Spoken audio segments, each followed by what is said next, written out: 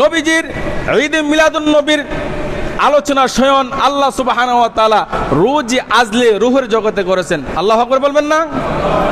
প্রমাণ কি? কুরআনুল কারীম সূরা আলে ইমরানের 81 নং আয়াত আপনারা খুলুন। এই জায়গার মধ্যে আল্লাহ পাক রব্বুল আলামিন সুন্দর করে বয়ান করতেছেন।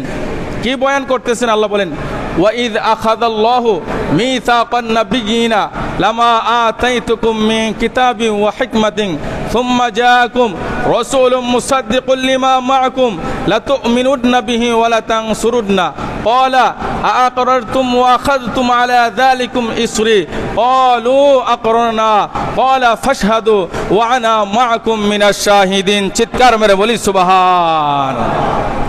সূরা আলে ইমরানের 81 নং আয়াতে আল্লাহ পাক রব্বুল আলামিন রূহের জগতে দুইটা প্রোগ্রাম করেছিলেন, দুইটা মাহফিল করেছিলেন।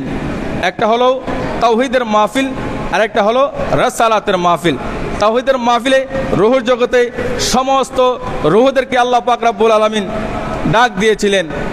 ওই সময় দুনিয়ার সমস্ত মানুষের রূহ ছিল, নবী রাসূলদের রূহ ছিল, সমস্ত রূহ একত্রিত হইলেন।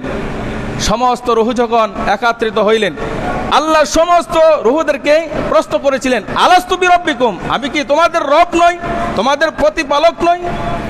এই প্রশ্ন যখন আল্লাহ পাক রব্বুল আলামিন করেছিলেন, সমস্ত রূহ এক বাক্যে বলেছিলেন, ক্বালু বালা, নিশ্চয়ই আপনি আমাদের রব, আপনি আমাদের প্রতিপালক। একটু জোরে বলি সুবহানাল্লাহ।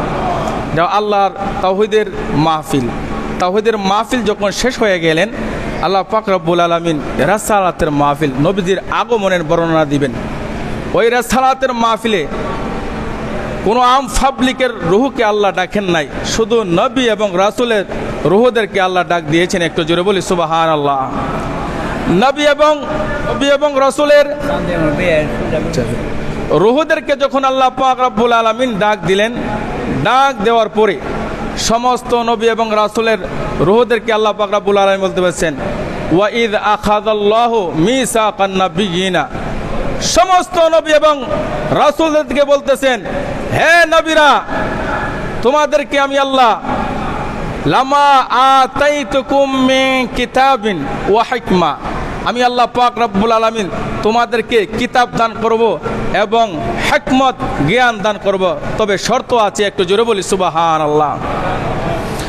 আল্লাহ পাক রব্বুল আলামিন সমস্ত নবীদের রূহদেরকে যখন এই কথা বললেন, আল্লাহ যখন বলেছেন, হে নবীরা, তোমাদেরকে আমি আল্লাহ পাক রব্বুল আলামিন কিতাব দান করব এবং হিকমত দান করব, আমি আল্লাহ সুবহানাহু ওয়া তাআলা কিতাব দান করব, ঠিক আছে, হিকমত দান করব, ঠিক আছে, কিন্তু আমি আল্লাহ সুবহানাহু ওয়া তাআলার শর্ত আছে। আল্লাহ পাক রব্বুল আলামিন যখন সমস্ত নবী রাসূলদেরকে কথা বললেন, এবার নবীরা ডাক দিয়ে বলেন, ও আল্লাহ, কি শর্ত আছে একটু যদি বলেন। আল্লাহ পাক রব্বুল আলামিন বলেন, সুম্মা জাআকুম রাসূলুম মুসাদ্দিকুল লিমা মাআকুম। আল্লাহ পাক রব্বুল আলামিন ডাক দিয়ে বলেন, হে আমার নবীরা, তোমাদেরকে আমি আল্লাহ কিতাব দান করব, হিকমত দান করব, কিন্তু শর্তটা হলো তোমাদের শেষে যখন রহমাতুল লিল আলামিন যাবে, তোমাদের নবুয়তকে সত্যায়ন করার জন্য তোমরা ওয়াদা দিতে হবে, তোমরা রাসূলের উপরে ঈমান আনবা এবং রাসূলকে সহযোগিতা করবা। একটু চিৎকার মেরে বলি সুবহানাল্লাহ, বলেন না আল্লাহু আকবার। আল্লাহ পাক রব্বুল আলামিন বলেন, তোমরা ওয়াদা দিতে হবে, রাসূলের উপরে ঈমান আনবা, রাসূলকে সহযোগিতা করবা, তাই তোমাদেরকে কিতাব দান করব, হিকমত দান করব, তোমরা ওয়াদা দাও। ওই রোজে আসলে রূহের জগতে সমস্ত নবীরা বলছিলেন, আল্লাহ গো, আমরা ওয়াদা দিলাম রসুলের উপরে ঈমান আনবো, রসুলকে সহযোগিতা করবা। যেই মাত্র নবীরা এই ওয়াদা দিলেন, আল্লাহ পাক রব্বুল আলামিন বলেন তোমরা সাক্ষী হয়ে যাও, আমি আল্লাহ সাক্ষী হয়ে গেলাম। একটু জোরে জোরে বলি সুবহানাল্লাহ।